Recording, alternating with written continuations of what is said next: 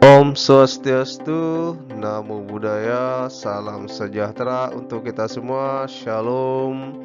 Assalamualaikum warahmatullahi wabarakatuh. Bertemu lagi dengan Bapak di pembelajaran IPS hari ini. Hari ini kita akan membahas mengenai pengaruh kerjasama bidang ekonomi, sosial, budaya, dan pendidikan terhadap kehidupan di ASEAN. Sebelum Bapak mulai pembelajarannya, Bapak harapkan anak-anak tekan tombol like, subscribe, dan tekan loncengnya. Bapak harapkan anak-anak dapat memahami pembelajaran ini dengan baik. Baik, mari kita simak pembelajarannya.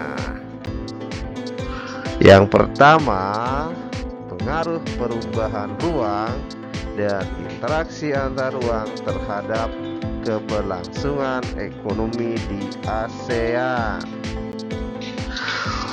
Pada tahun 2015, pemimpin negara-negara ASEAN membentuk suatu pasar tunggal di kawasan ASEAN yang diberi nama MEA atau Masyarakat Ekonomi ASEAN, dalam bahasa Inggrisnya ASEAN Economic Community.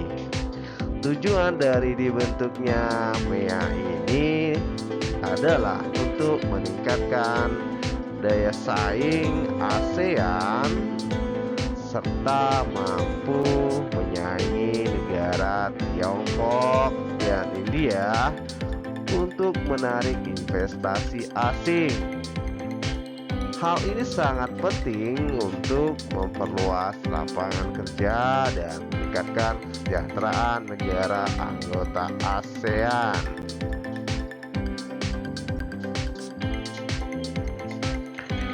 MEA membuka peluang satu negara melakukan ekspor dan impor atau perdagangan antar negara, baik itu barang ataupun jasa, dengan mudah ke negara-negara anggota ASEAN. Selain itu, MEA juga membentuk pasar tenaga kerja profesional. Bentuk interaksi ini akan membuka peluang tenaga kerja asing untuk mengisi berbagai jabatan serta profesi di Indonesia yang tutup atau kekurangan sumber daya manusia. Pasar tenaga kerja profesional seperti penyediaan guru, dokter, akuntan, teknisi, dan lain sebagainya. Pengaruh perubahan ruang dan interaksi antar ruang terhadap keberlangsungan kehidupan sosial di negara-negara ASEAN.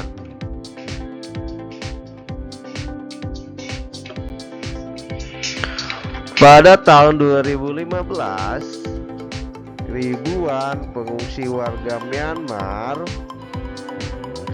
membanjiri negara-negara tetangga, yaitu Malaysia, Thailand, termasuk juga Indonesia, dengan perahu. Fungsi ini kemudian dikenal sebagai manusia perahu. Pada saat itu di negara Myanmar ada konflik yang menyebabkan beberapa warga Myanmar harus melakukan pengungsian ke luar negara mereka. Nah, disinilah peran ASEAN untuk menghimbau negara-negara anggotanya agar menerima untuk sementara para manusia perahu tersebut atas pertimbangan kemanusiaan. Migrasi ini berpengaruh terhadap dinamika jumlah kependudukan suatu negara, baik bagi yang mengungsi ataupun negara tujuan pengungsian. Selain itu, menimbulkan interaksi sosial seperti simpati dan empati antar pengungsi dan penduduk setempat daerah pengungsian. Selanjutnya, pengaruh perubahan ruang dan interaksi antar ruang terhadap keberlangsungan kehidupan budaya di ASEAN.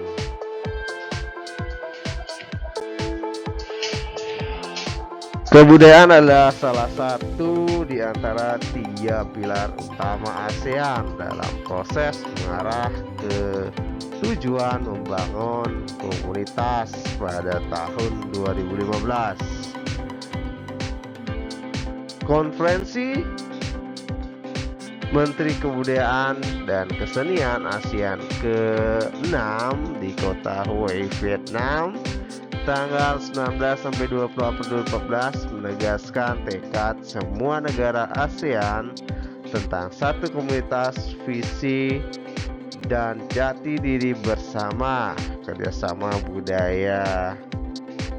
ASEAN telah mengalami perkembangan dan perubahan. Banyak kegiatan hingga saat ini telah dilaksanakan, misalnya membangun kota budaya ASEAN, festival budaya ASEAN, perkemahan budaya serumpun ASEAN, industri musik, dan lain sebagainya.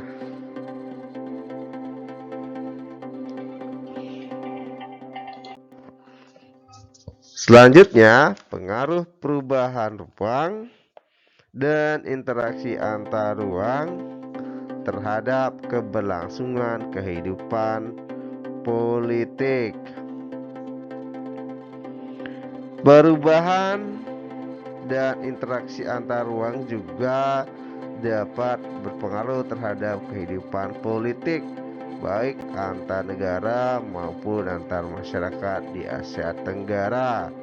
Beberapa kasus yang menjadi sorotan antara lain sengketa perbatasan wilayah.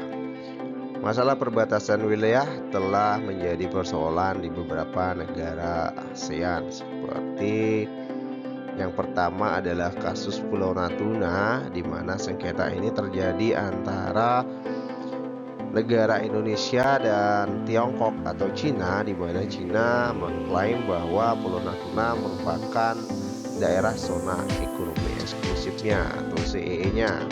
Sehingga untuk mencegah agar potensi konflik tidak meluas, lebih dari 20.000 personel TNI dikerahkan untuk menjaga perairan Natuna yang diperkirakan mengandung cadangan gas terbesar di Asia.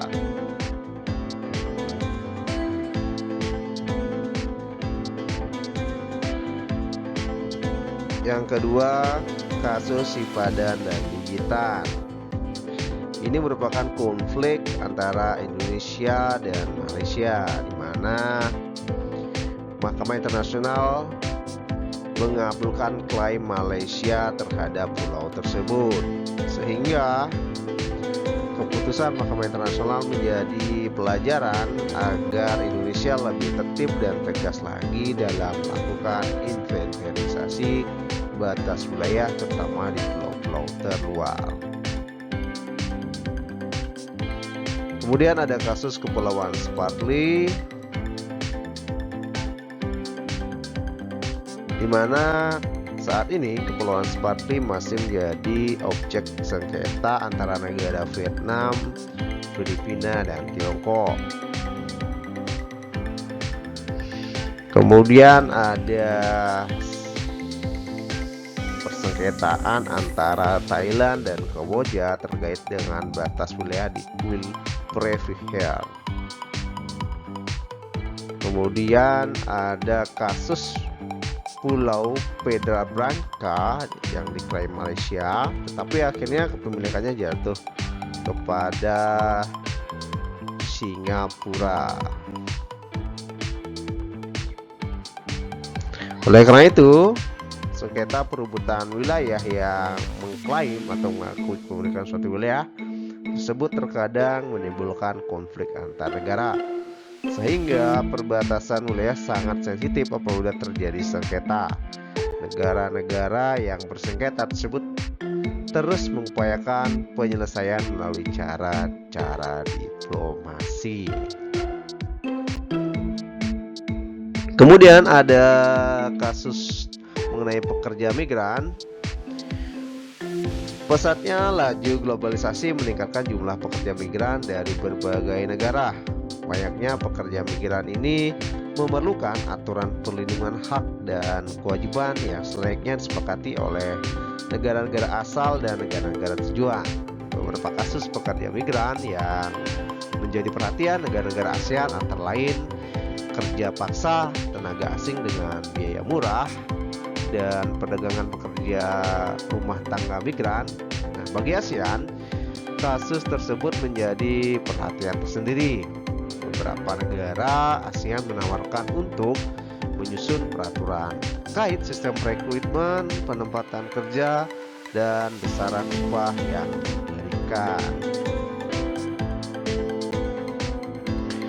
Kemudian pengaruh perubahan ruang dan interaksi antar ruang terhadap keberlangsungan kehidupan pendidikan ASEAN. Tantangan pendidikan di ASEAN sejatinya adalah ketimpangan mutu pendidikan antar anggota ASEAN, di mana ada negara ASEAN yang memang pendidikannya baik, bahkan sangat maju, tetapi di negara-negara yang lain pendidikannya juga sangat kurang. Oleh karena itu, perlu adanya reformasi sistem pendidikan seperti yang dilakukan oleh negara kita. Reformasi sistem pendidikan seperti apa? Yang pertama itu ada terkait dengan sertifikasi pendidik. Kemudian ada akreditasi. Selanjutnya ada standarisasi pendidikan. Selanjutnya ada peningkatan kesejahteraan pendidik. Dan selanjutnya rekrutmen pendidik yang profesional. Nah, diharapkan dengan reformasi sistem pendidikan ini, pendidikan yang ada khususnya di Indonesia akan menjadi lebih baik dan lebih maju ke depannya, dan akan mempengaruhi juga pendidikan-pendidikan yang ada di kawasan ASEAN. Baik anak-anak, sampai di sini materi yang Bapak berikan. Bapak harapkan anak-anak dapat memahaminya dengan baik dan semoga bermanfaat bagi kalian semua. Sampai bertemu di pertemuan berikutnya. Salam sehat untuk kita semua dan terima kasih.